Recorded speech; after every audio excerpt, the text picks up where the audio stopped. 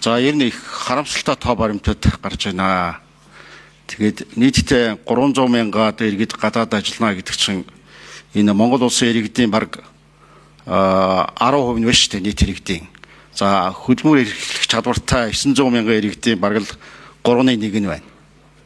Тэгээ энэ дээр бол одоо бас дүгнэлт хийх хэрэгтэй. Ядуур л одоо буурахгүй байна. За энэ яа маань энэ жил хөдөлмөр эрхлэлийг дэмжих жил болгожээ. За тэгээ энэ одоо нэг урай лозунгийн хэмжээнд биш. Үнэхээр ажил хэрэг болгоосай гэж бодож байна. За тэгээ 80% нь гадагшаа явах ийм хүсэлттэй, эрмэлзэлтэй байна. Энэ бол одоо бараг л аюулын харанг дэлтэж байна гэсэн үг. За энэ нийгмийн даатгалтай энэ гэрээ гадны улс орнуудаа хийж байгаа чинь зөвөө. За нөгөө муу нэртэй Эрдэнэ үед чинь Солонгостой гэрээ хийж ялаа штэ. За Баккир сайдын үед ч одоо 12 сард бас Казахстантай хийсэн байна. За энэ бол их сайн байна. Энэ мэтлэнгээр та бүхэн ингээд наад ажлаа сайжруулад яваа. За гэхдээ ер нь манай ганц нэгэн залуучууд тэр дэлхийн хэмжээний ажил том компаниуд хийгээд байгаас биш ихэнх залуучууд маань тэр айл нүүлгэх хамгийн хүнд хэцүү ийм ажлуудыг хийж байна. За сая тэр 10,000 хүүхэд бас гадаадд байгаа байна. Тэдний одоо суурж боловсрох тэр боломж олцоог та нар анхаарах хэрэгтэй.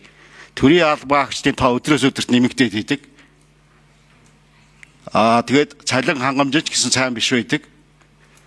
Ийм юм дээр та бүхэн анхаарах хэрэгтэй. Тэгсэн мөртлөө одоо Монгол улс бол хамгийн баялагын их нөөцтэй ийм улс орн байгаад байдаг. Энэ Монгол ардын намын үед л одоо ийм болчиход байна шүү дээ. Нөхдүүд минь. Өдрөөс өдөрт амьдралд оройтод байна шүү. Одоо нийгмийн даатгалаа төлөөд идэг. Тэр даатгал нь одоо яг үйлчлдэггүй. Эмнэлэг твцэж чаддаггүй. Цалин хангамж тэтгэвэр нь одоо бага байдаг. Хүрэлцээгүй амьдралд. Тэгээ мөрийн хөтөлбөртөө баахан урай лозон амлалт өгсөн байдаг. Одоо засаглаад одоо тал хугацаанд ирчлээ. Тэгээ хоорондоо хэрэлдээ суугаад байдаг. Энэ ард түмнийхээ амьдрал авах юм уу одоо бодмоор байна шүү. Бид нэр одоо бас хэлж ярих нь багтаад байх шиг байна. Цаашлаач нэлээд сайн хэлье гэж бодож байгаа би.